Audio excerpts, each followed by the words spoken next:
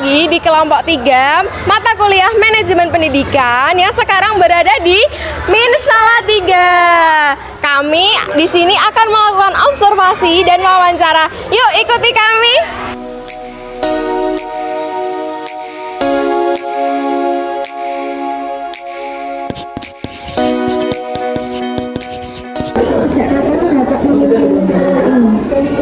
Di Min Salatiga ini sesuai SK-nya.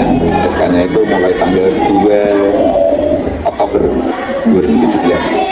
Apa visi dan misi sekolah ini dan apa yang menjadi latar belakangnya juga? Salah satu nanti memang ada hubungannya dengan latar belakang sejarah yang dari keberadaan Min Salatiga. Tapi yang pokok intinya itu visinya yaitu unggul dalam prestasi dan berakhlak. Indikator visi yang tidak diwujudkan oleh madrasah ini Bapak. Indikator ini sebagai tahapan-tahapan ya. Indikator kita memang kita tetapkan, tapi ini sesuai program madrasah. Jadi kita ada program-program strategis kita. Jadi setiap semester, setiap tahun itu kita patokan kita tetap visi misi, tapi itu indikatornya nanti langkah-langkahnya kita di situ. Karena visi misi itu tercapai dan itu makanya kita setiap tahun kita analisis ya, berarti program-program yang mengarah pada visi misi itu biar betul-betul sukses gitu. Makanya itu langkah-langkah itu setiap tahun ini kegiatan ini berhasil, kegiatan ini belum berhasil kenapa, makanya seperti itu. Makanya setiap tahun ada program-program strategis untuk mensukseskan visi misi. Ada evaluasi diri madrasah namanya. Jadi kita laksanakan EDM katanya, evaluasi diri madrasah. Kita tiap sebenarnya kalau saya kan tiap saat kita ada dengan dewan guru. Jadi evaluasi tidak hanya kepala doang, jadi kita laksanakan bareng-bareng. Ada kepala, ada seluruh dewan guru karyawan, ada komite, kita hadirkan bareng-bareng, kita berdua bareng. Setiap tahun kita laksanakan evaluasi diri madrasah. Kami saat manajemen setiap kepala ketika kami Salatiga, setiap pribadi itu kan punya pandangan, punya sendiri. Saya sebagai kepala madrasah definitif memang kami punya kepercayaan setiap guru itu punya kelebihan, punya kelemahan. Prinsip kami adalah bagaimana guru itu bisa menampilkan kemampuan dia yang apa itu kami maksimalkan, memunculkan kemampuan guru, punya kemampuan apa biar dikembangkan di sini dengan kreasi inovasi. Kami berikan kebebasan.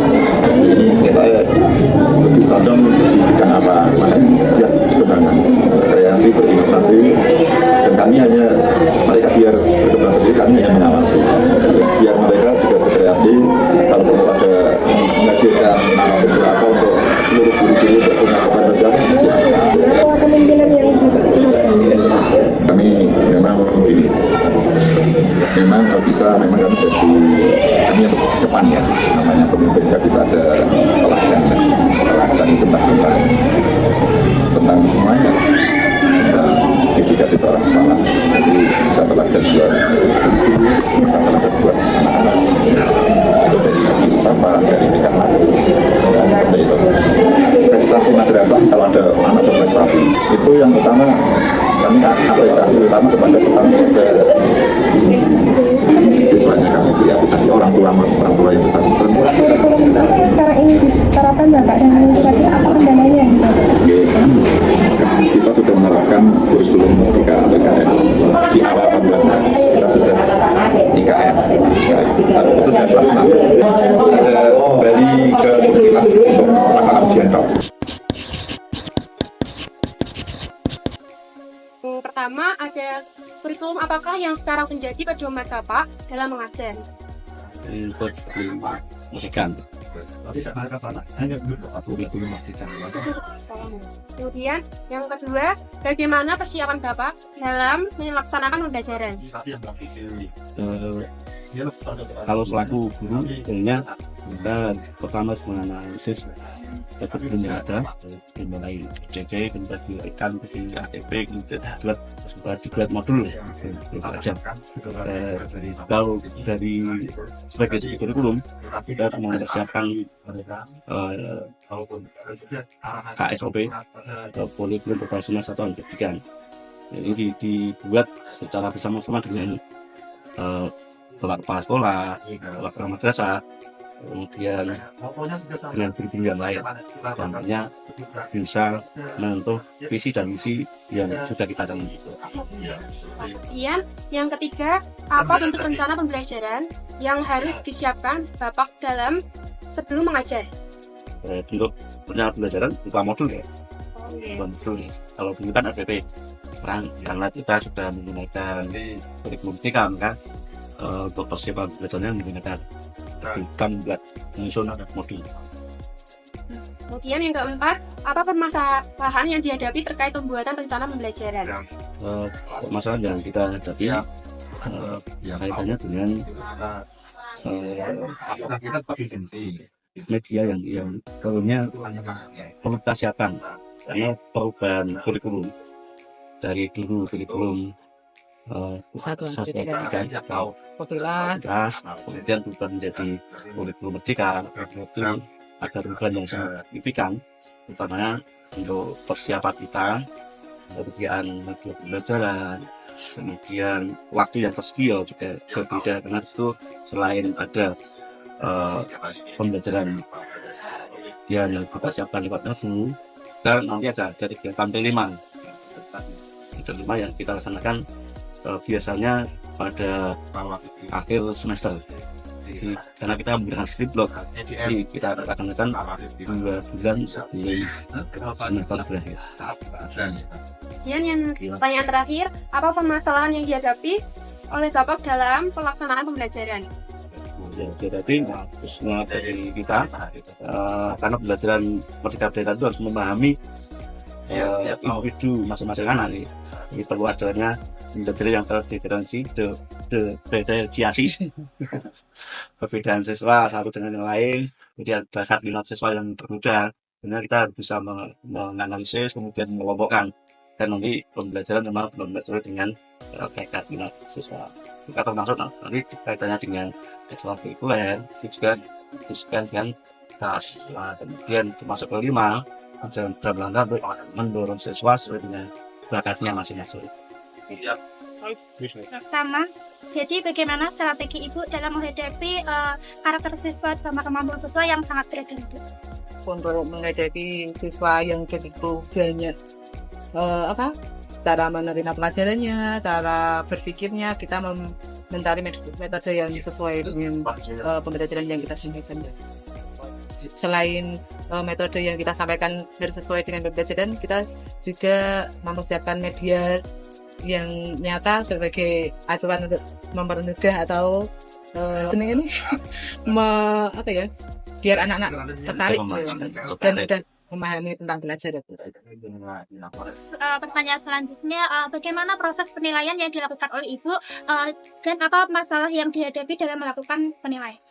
Di sini saya sebagai guru itu penilaian ada beberapa ya Pak, yang tentunya setelah kan pembelajaran itu ada nilai proses, ada nilai harian, terus ada nilai sumatif yang dilaksanakan setelah pembelajaran itu selesai. Terus permasalahannya di sini, walaupun kita sudah mengadakan penilaian, terkadang kan ada siswa yang belum mencapai nilai yang kita tentukan. Tentunya kita juga harus mengadakan remedi kalau ada yang siswa yang belum tuntas. Untuk pertanyaan yang ketiga, administrasi apa saja yang harus dibuat oleh Ibu terkait pembelajaran ya? Kita berarti tadi kita membuat modul aja, kita membuat buku jurnal harian. Jadi hari ini kita mengajar apa saja, kita ditulis di jurnal, terus kita mengenal membuat asesmen dan membuat itu daftar nilai.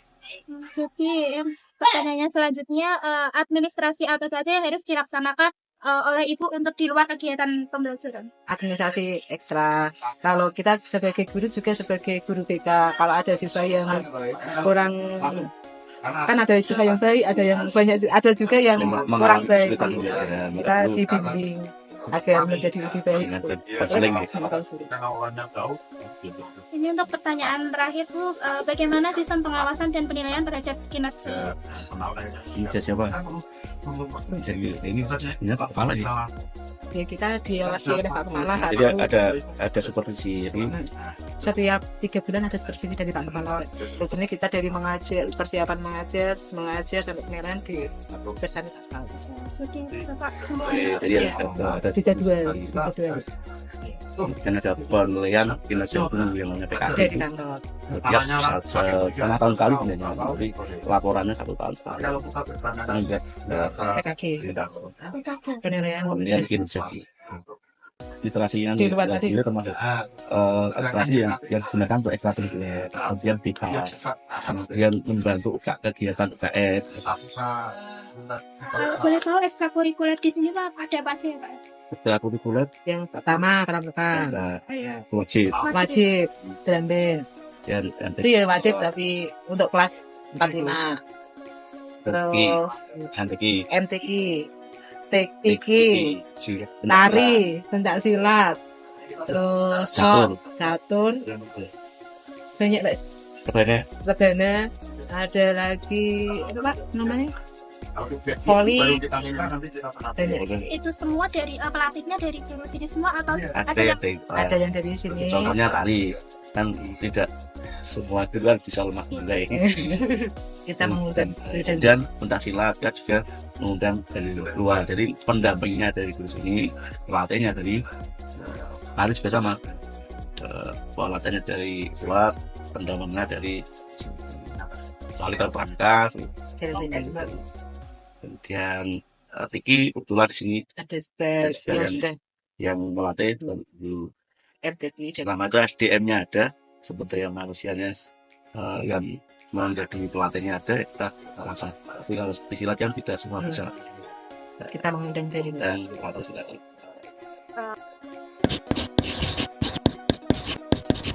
Tadi kan Mas Raja bilangnya kalau ekstrakurikuler di sini kan seru.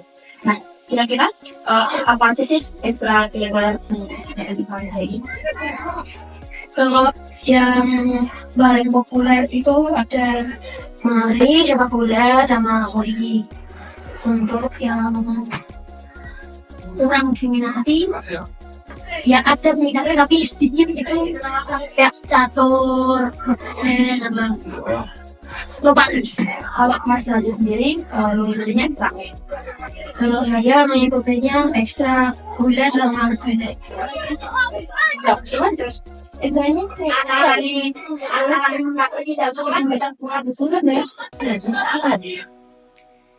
nah, selain ekstra, kegiatan keagamaan di MTQ itu apa aja?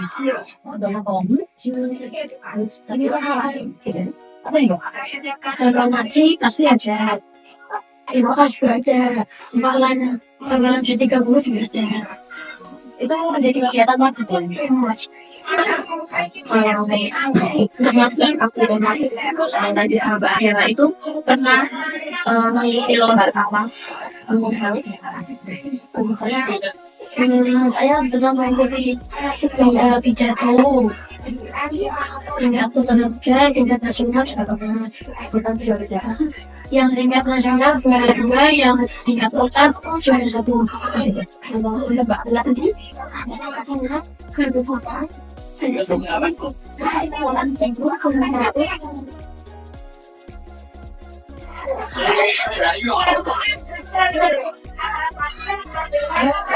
itu minat pendidikan silat, tidak silat.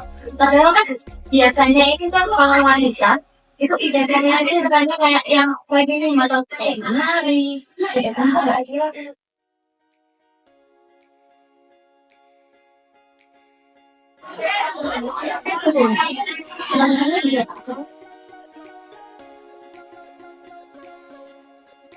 Kalau untuk konsep di sini, teman-teman di sini tuh tentang harga konsep agama. Saya mau tahu apa itu untuk konsep Teman-teman dan saya sendiri teman-teman di sini dari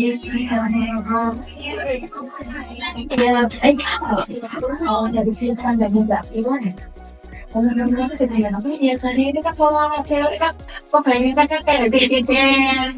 Di sini kan kayak gitu nggak sengaja. Iya, iya. Tapi nggak apa kayak barang kayak gitu gitu kan kita lantai kan. Oke, sekarang kita udah wawancara abdi-abdi ini dan kita udah tahu jawaban-jawaban dari mereka. Jangan disimpulkan kan kayak salah tiga itu kan orangnya ramah, seru, banyak kegiatan atau ekstrakurikuler yang dapat dilakukan oleh para siswa di sini. Baik, terima kasih untuk Mas Fajar sampai Mbak Ardila. Sekian dari kakak, jika kakak ada salah, mohon dimaafkan ya. Maaf sudah membagi waktu belajar juga. Terima kasih. Assalamualaikum warahmatullahi wabarakatuh. Salah tiga.